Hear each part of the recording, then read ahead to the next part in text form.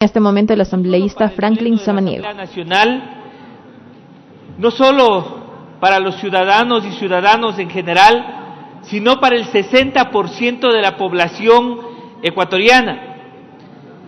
Quiero señalar que este proyecto como objetivo apunta a varios elementos que sí es sustancial enunciarlos.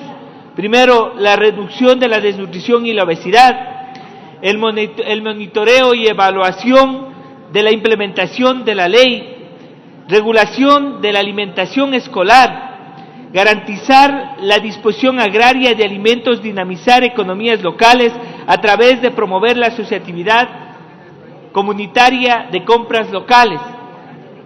Pero ¿qué es lo que está pasando en realidad? Hace algunos meses atrás traje yo a la Asamblea Nacional un debate sobre la alimentación escolar y lo que para este gobierno significa la alimentación escolar.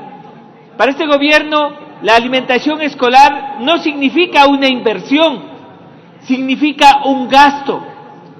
Se llegó a determinar hasta la posibilidad de hacer una disgregación y una orientación a varios segmentos que podrían ser beneficiarios de la educación escolar.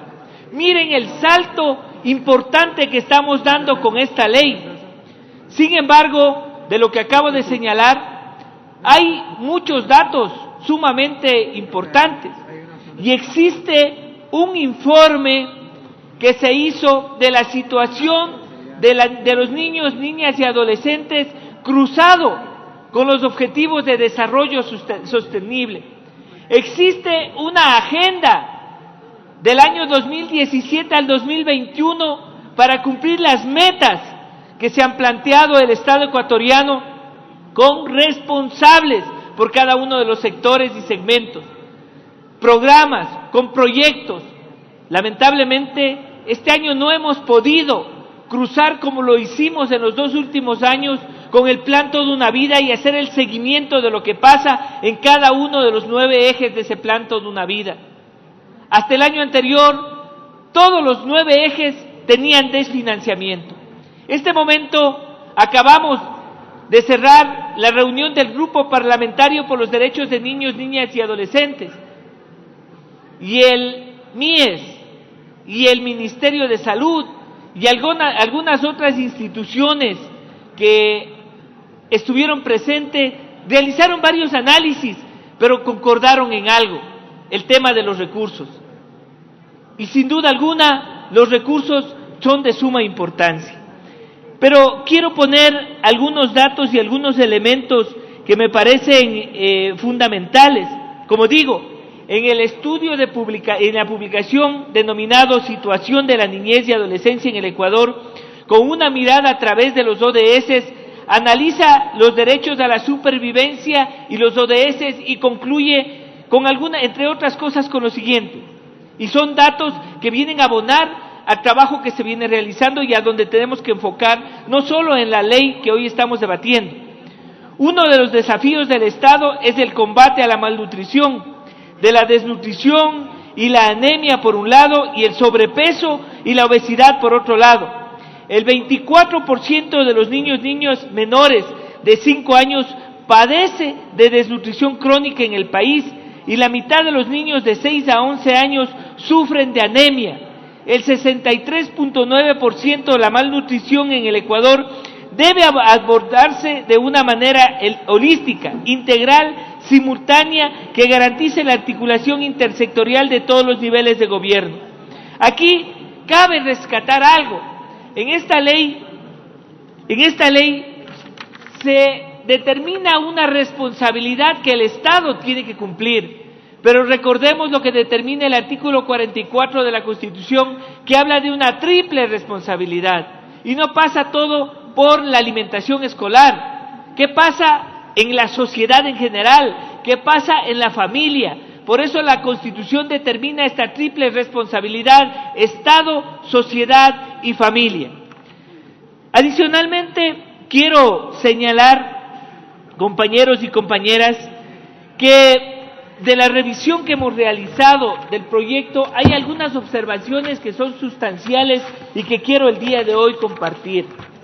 Cada vez que se emite una norma que tiene enfoque de niños, niñas y adolescentes, se habla del interés superior, se habla de la no discriminación, se habla de la igualdad, se habla de la equidad de género, se habla de algunas cuestiones, incluida la responsabilidad del Estado.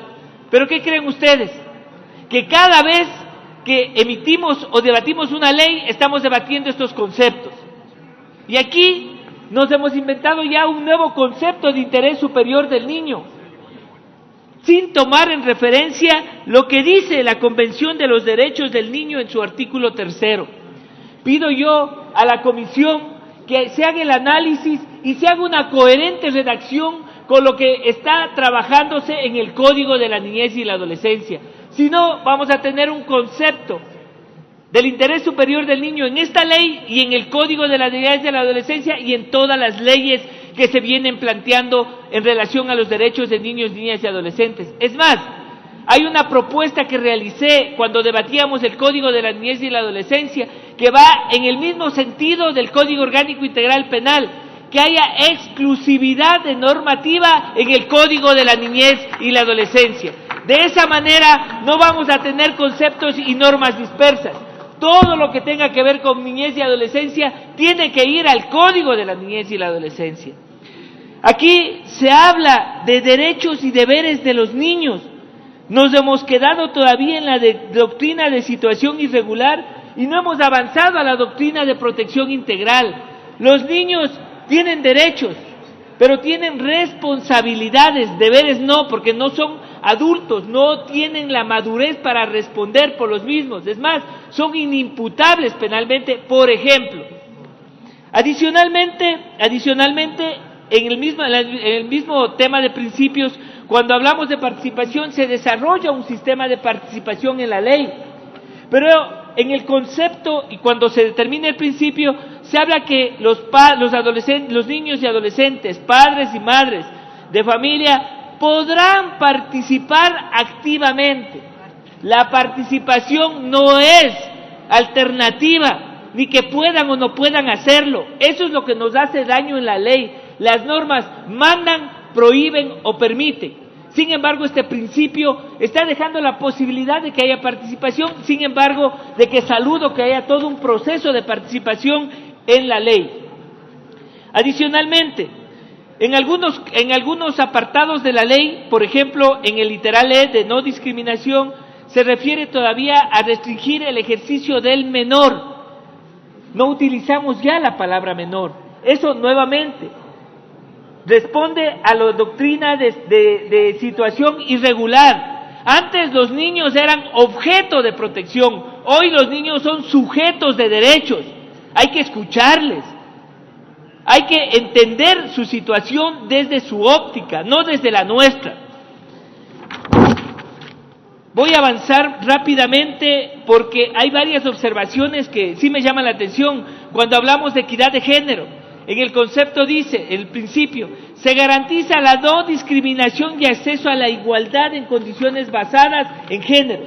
Pero da la casualidad que tenemos un principio de igualdad y no discriminación. Lo que pido es que estos conceptos sean articulados con las otras normas que ya lo determinan. Tenemos una ley para la erradicación de la violencia contra la mujer. Veamos ahí cuál es el concepto del principio de equidad de género. Adicionalmente, yo, en relación a lo determinado en el artículo 44, planteo que se incluya antes del artículo 7, cuando se habla de la creación del sistema, un artículo que hable de la triple responsabilidad, para que quede marcado que esto no solo es responsabilidad del Estado. El Estado sí tiene todo el peso que determina la Constitución, pero el artículo 44 habla de esta triple responsabilidad: Estado, sociedad y familia. Si queremos cumplir con estos objetivos de erradicar la malnutrición, de eliminar la malnutrición, la obesidad, no depende solo de una ley de alimentación escolar, depende de esa triple responsabilidad que se haga carne y hueso en la realidad y en la práctica. Voy avanzando. Cuando hablamos de vigilancia, en el artículo 11, vigilancia, monitoreo y evaluación, decimos que el ente rector es el Ministerio de Educación en el sistema. Tenemos un grave problema en el Código de la Niñez y la Adolescencia. No es que no existe un sistema especializado de protección de derechos de niños, niñas y adolescentes. Existe, pero da la casualidad que el órgano rector es el que evalúa, vigila y monitorea. O sea, él diseña política pública, implementa política pública, ejecuta presupuestos, planes, programas, pero además se controla a sí mismo. ¿Se dan cuenta? Entonces, la problemática que hemos querido romper en el sistema especializado, nacional especializado de protección de derechos, es que el que ejecuta política pública, el que hace y lleva adelante los programas, el que tiene el control sobre los presupuestos, no sea el que se controla y el que se evalúa. El día de hoy, en la reunión del grupo parlamentario, hemos aprobado hacer el seguimiento mensual de la agenda del año 2017 al 2021, la agenda de inclusión y equidad. Porque si no hacemos eso, vamos a estar complicados porque las mismas instituciones que diseñan, organizan, ejecutan, son los que se evalúan. Esto dejo como una observación que sí creo que tiene que ser analizada. Algunas otras cosas. En el artículo número 12 mismo, en el literal H, habla de promover e impulsar procesos de producción de alimentos sanos en el ámbito escolar. Cuando hablamos de promover e impulsar procesos de producción, es un tema muy amplio. ¿Qué es lo que vamos a hacer? Vamos a hacer colegios técnicos en donde preparen, procesen, porque yo conversaba con Mauricio y él me decía que se refiere a los pequeños huertos que en los colegios y en las escuelas. Entonces yo creo que hay que darle la dimensión, porque cuando hablamos de promover e impulsar procesos de producción de alimentos, es un tema que luego, más adelante, los procesos de fiscalización van a tener varios inconvenientes. Ahora, se hablaba aquí, algún asambleísta se refirió al tema de la preasignación de recursos. Quiero decirles que no hay preasignación de recursos. El artículo 298 de la Constitución en forma expresa señala: se establecen preasignaciones presupuestarias destinadas a los gobiernos autónomos descentralizados. Ojo, al sector salud, al sector educación, a la educación superior, a la investigación, ciencia, tecnología e innovación en los términos previstos en la ley. O sea, en la ley podemos hacer esto. Pero además, las transferencias correspondientes a preasignaciones serán preestablecidas y automáticas. Se prohíbe crear otras preasignaciones presupuestarias que no sean las determinadas en el texto constitucional.